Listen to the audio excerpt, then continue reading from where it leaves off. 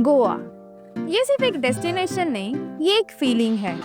जब हवा में म्यूजिक की वाइब हो, रातों में लाइट्स ग्लो करे और दिल करे बस फ्री होके घूमने का, तब समझ जाओ तुम गोवा पहुंच चुके हो। आज हम एक्सप्लोर करने वाले यहाँ के sun kissed beaches, iconic churches, yummy seafood और वो पूरा पार्टी वाइब जो गोवा को गोवा बनाती है। So hey guys, my name is Tejasvi and welcome back to my channel.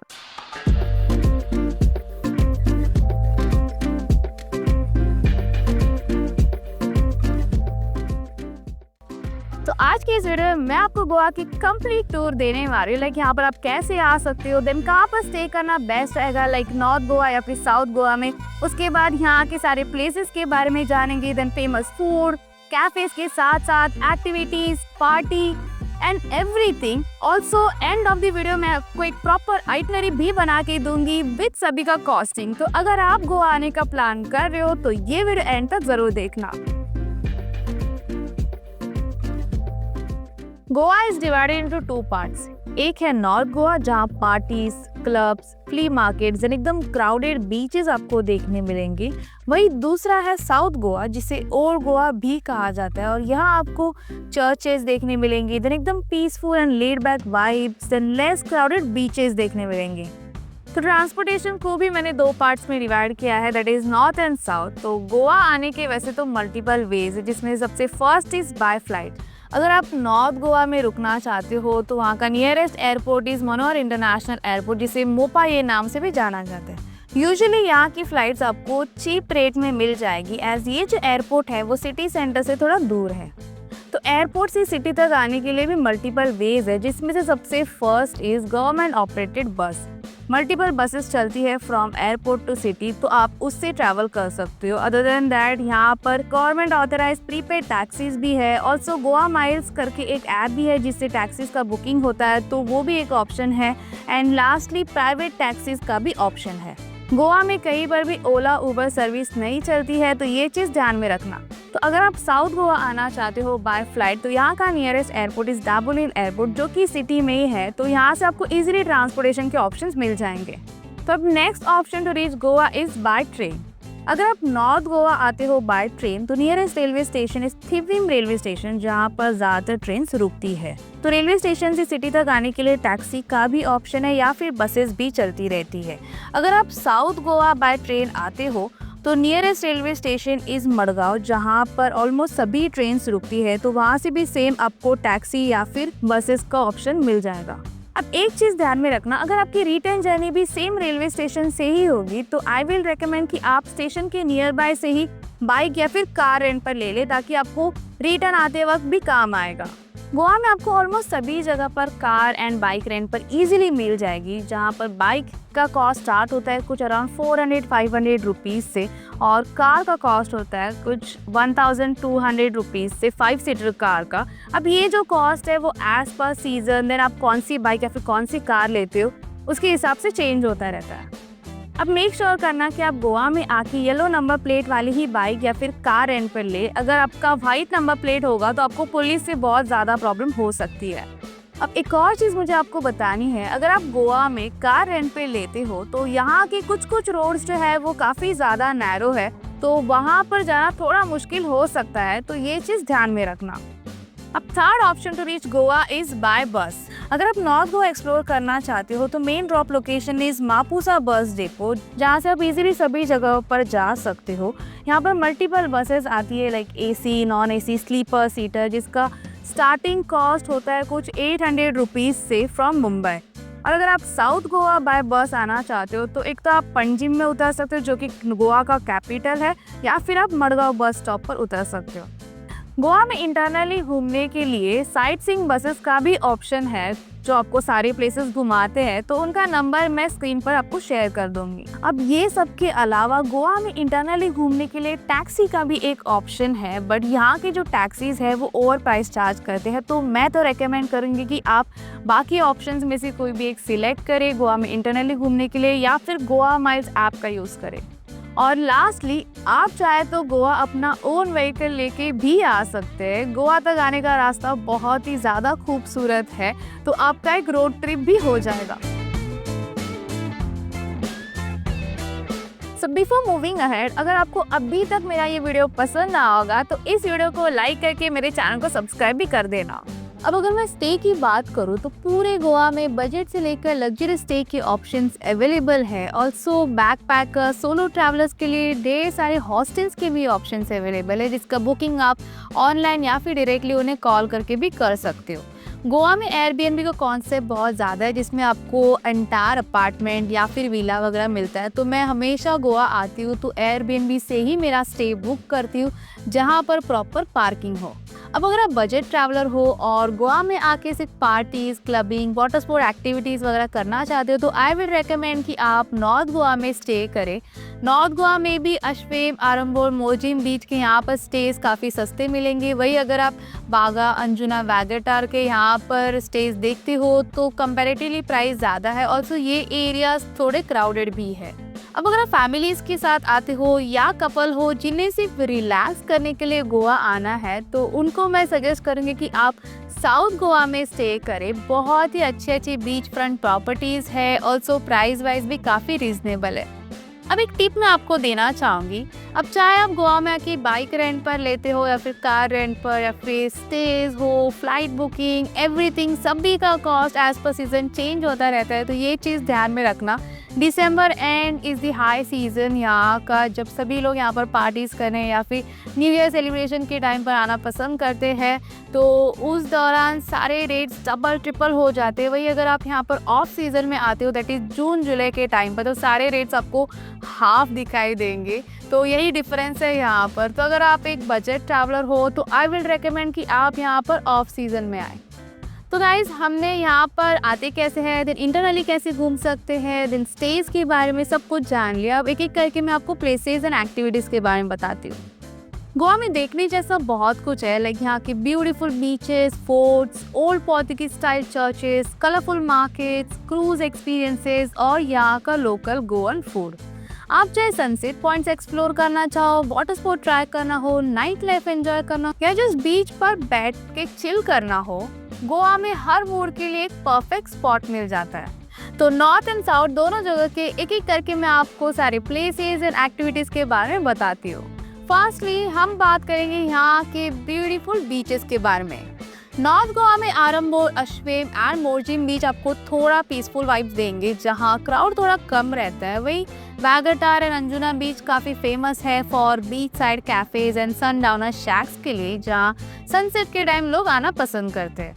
North Goa की दो फेमस बीच है दैट इज़ बागा एंड कलंगुट, जहाँ आपको सबसे ज़्यादा क्राउड दिखाई देगा। तो इन दो बीच पर वाटर स्पोर्ट्स से लेकर shacks and beach side market वगैरह सब कुछ है, इसलिए यहाँ इतना क्राउड रहता है। अब अगर आप फैमिलीज़ के साथ आते हो और बस रिलैक्स करना चाहते हो तो कंडोलेम बीच एक परफेक्ट स्पॉट है। अब आफ्टर दिस साउथ गोवा की बात करूँ तो यहाँ के सारे बीचेस एकदम पीसफुल है और ज़्यादा क्राउडेड भी नहीं होते हैं।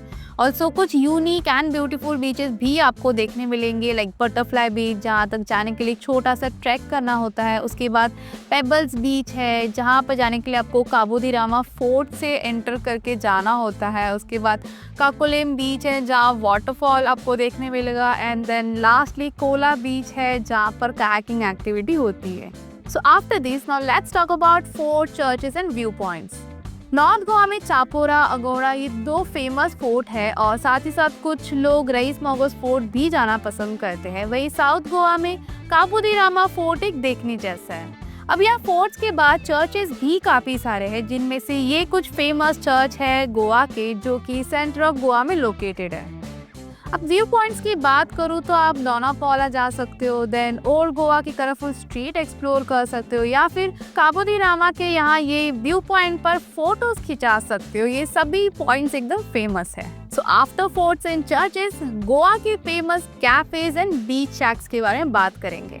नॉर्थ गोवा में अगर आप बीच साइड कैफेज देख रहे हो तो वो आपको वैगटार एंड अंजुना वाले एरियाज में काफ़ी नज़र आएंगे, जहाँ सनसेट के टाइम लोग जाना पसंद करते हैं। वही बागा एंड कलंगुट बीच पर आपको मल्टीपल बीच शैक्स नज़र आएंगे, जहाँ के वाइब्स ही एकदम अलग है, एकदम पार्टी वाले वाइब्स आपको दिखाई देंगे।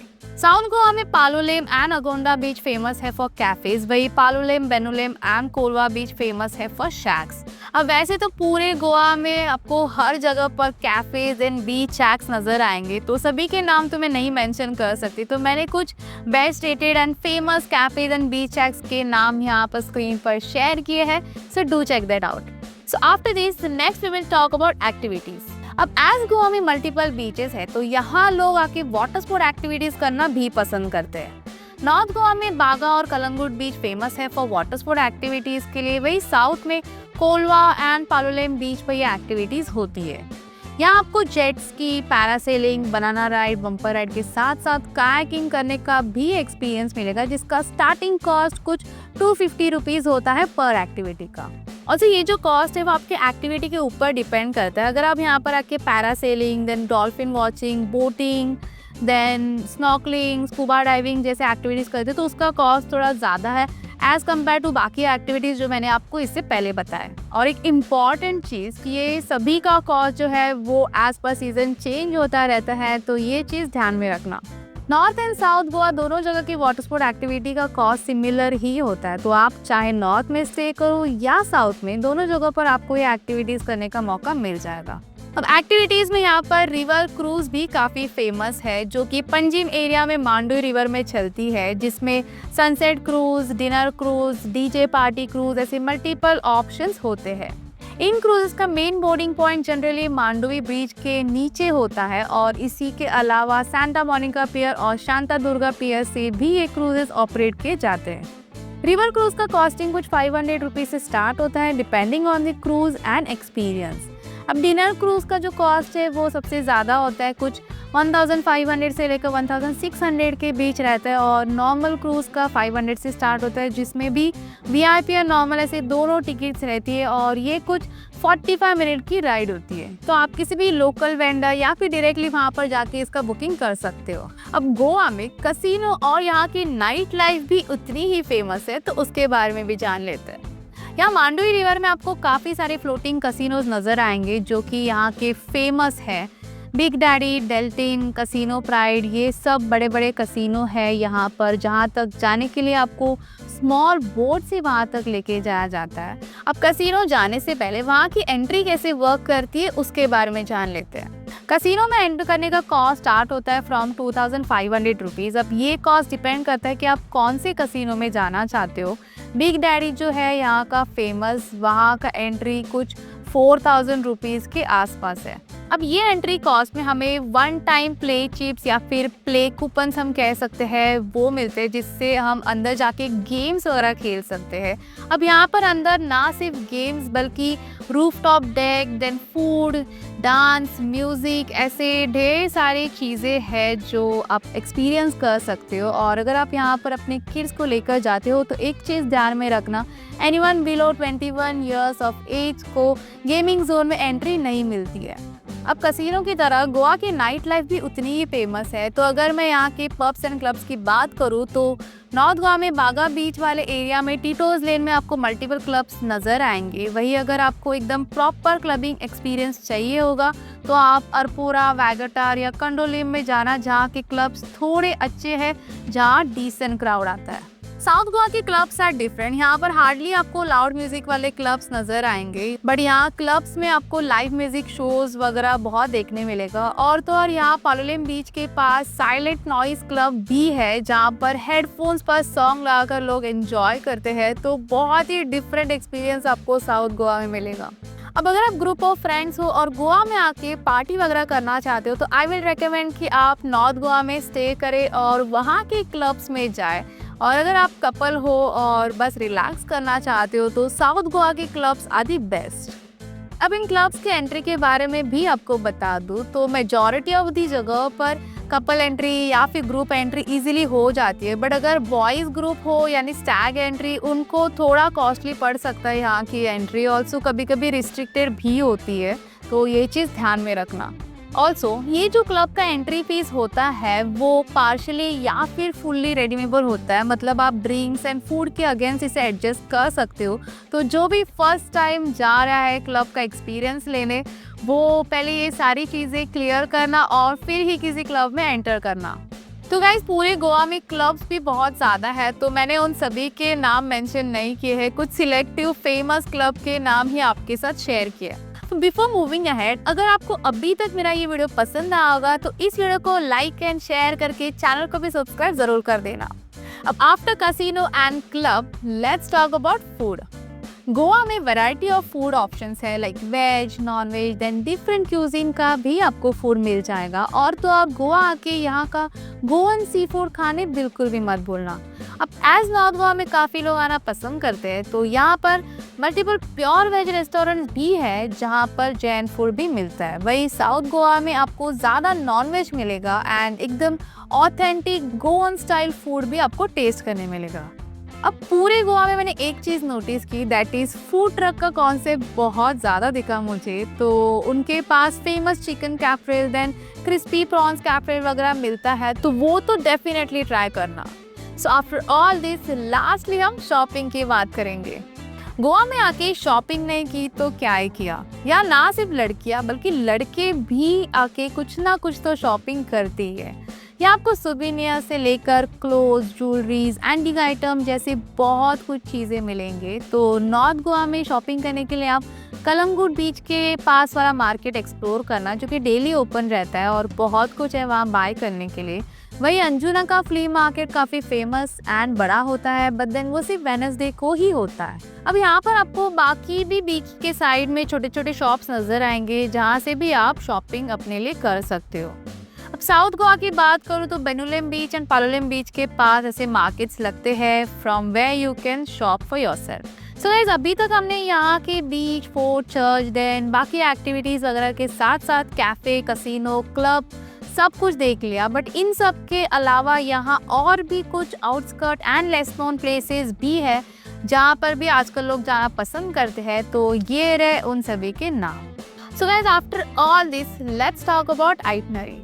अब वैसे तो गोवा आप 3 डेज के लिए, 5 डेज के लिए या फिर 10 डेज के लिए भी आ सकते हो। नो मैटर आप कितने दिन के लिए गोवा आ रहे हो, गोवा आके आपको मज़ा तो आने वाला है। अब अगर आपका प्लान सिर्फ नॉर्थ गोवा घूमने का हो तो आप यहाँ के कुछ फेमस बीच लाइक वागटार, अंजुना, बागा, कलंगुट, ये तो डेफिनेटली विजिट करना। और साथ ही साथ यहाँ के 3 फोर्ट भी एक्सप्लोर करना, दैट इज़ चापोरा, अगोड़ा और रईस मगोस। अब इसके अलावा आप चाहे तो यहाँ के और 3 बीच भी विजिट कर सकते हो, लाइक आरंबोर, अश्वेम एंड कंडोलिम, जो कि लेस क्राउडेड बीच है नॉर्थ गोवा के। प्लेसेस के साथ साथ यहाँ की नाइट लाइफ भी एक्सप्लोर करना। टीटोज लेन के clubs are the best for first timer, और शॉपिंग के लिए डू विजिट यहाँ के फेमस फ्ली मार्केट्स। अब अगर आप साउथ गोवा एक्सप्लोर करना चाहते हो तो यहाँ के बीचेस में मिरामार बीच है, बेनुलेम बीच, पालोलेम बीच, कोलवा बीच, ये फेमस बीच है। वही कुछ और बीचेस भी है लाइक बटरफ्लाई बीच, पेबल बीच, कोला बीच, जो कि थोड़े से यूनिक है। तो आपके नंबर ऑफ हॉलीडेज के हिसाब से इनमें से कौन सा बीच एक्सप्लोर करना चाहिए वो डिसाइड करना। साउथ के सारे बीचेस आपको लेस क्राउडेड ही मिलेंगे। अब इसके बाद यहाँ साउथ गोवा का काबूदीरामा फोर्ट एंड वहाँ का व्यू पॉइंट भी डेफिनेटली विजिट करना। और से डोनापाउला जाए और साथ ही साथ वहाँ की कलरफुल स्ट्रीट देखे। देन ओल्ड गोवा के कुछ फेमस चर्चेस भी है तो वो भी विजिट कर लेना। अब इनके अलावा ओल्ड गोवा या फिर सेंटर ऑफ गोवा हम कह सकते हैं, वहाँ पर कुछ outskirt and less known places भी है जहाँ पर आप जा सकते हो। तो ये रहे उनके नाम। अब लास्टली, अगर आप north Goa and south Goa दोनों एक्सप्लोर करना चाहते हो तो ये कुछ इम्पॉर्टेंट प्लेसेस दोनों जगहों के हैं जो कि विजिट करना ही। और अगर आपके पास कुछ और दिन हो घूमने के लिए तो इसमें बाकी प्लेस भी आप ऐड कर सकते हो। तो गाइज, ये आइटनरी में मैंने मेरे हिसाब से प्लेसेस बताया है, तो आप चाहे तो अपने चॉइस ऑफ इंटरेस्ट से इसमें डिफरेंट प्लेसेस ऐड कर सकते हो और इसे कस्टमाइज करके आपका खुद का एक आइटनरी भी बना सकते हो। So guys, after everything, now let's talk about budget. Budget में मैंने ट्रांसपोर्टेशन कॉस्ट इंक्लूड नहीं किया है, एज वो डिपेंड करता है कि आप कहाँ से ट्रैवल कर रहे हो और किस मोड ऑफ ट्रांसपोर्ट से ट्रैवल कर रहे हो। तो फर्स्टली, अगर मैं अकोमोडेशन की बात करूँ तो गोवा में चाहे आप नॉर्थ में स्टे करो या साउथ में, 1500 रुपीज़ स्टार्टिंग से आपको स्टे मिलेगा for 1 night 2 people. After that, places explore करने के लिए अगर आप बाइक रेंट पे लेते हो तो पर बाइक का cost is 500 rupees starting per day के लिए। और अगर आप कार रेंट करते हो तो 1200 रुपीज़ स्टार्टिंग कॉस्ट में आपको 5 सीटर कार मिल जाएगी।